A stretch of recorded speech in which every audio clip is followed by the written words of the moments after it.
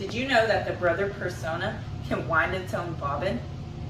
Hey, it's Holly from Stitch Happens, and today I want to show you how to wind a bobbin on the Brother Persona.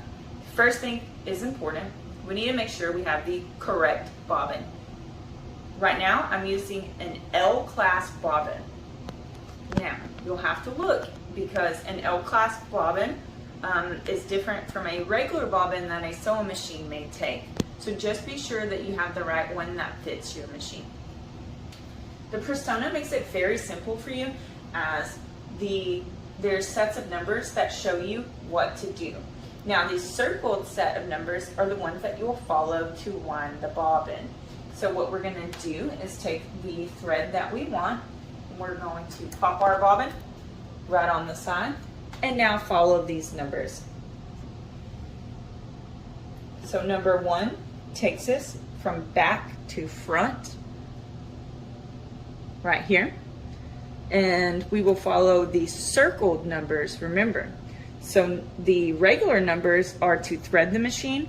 I have a video on that if you need help with that as well. So we're going to go up from 1 to 2, making sure we don't create a little mess here.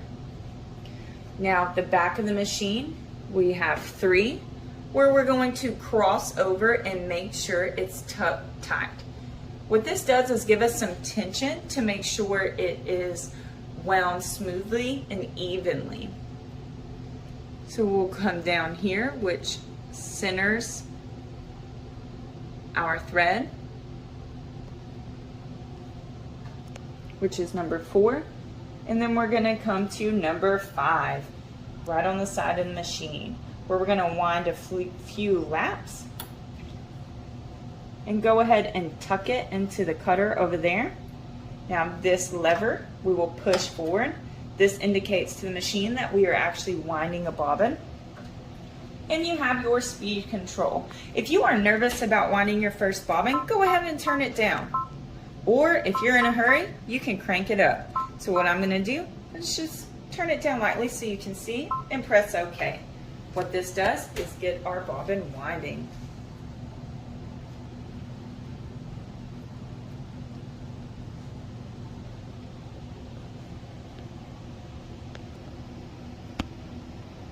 Once it is stopped, the machine will automatically pull the lever, and then you can cut it right here on your handy dandy thread cutter that's on your bobbin winder, and you have a brand new wound bobbin. Now you can also buy pre-filled bobbins that make your life a lot easier, which typically come in like normal natural colors, or if you're doing a project like freestanding lace, you'll want to make sure that you wind the same color on top as you do at the bottom.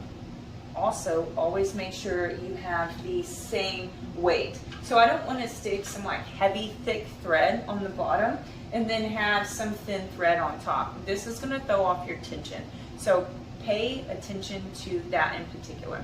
If you need help as well, you can always go to your machine and hit your question mark button. That actually shows you a lot of the basic operation and parts of your machine. So on basic operation, we can click here and it will have some step-by-step instructions on how to wind the bobbin. I hope this helps.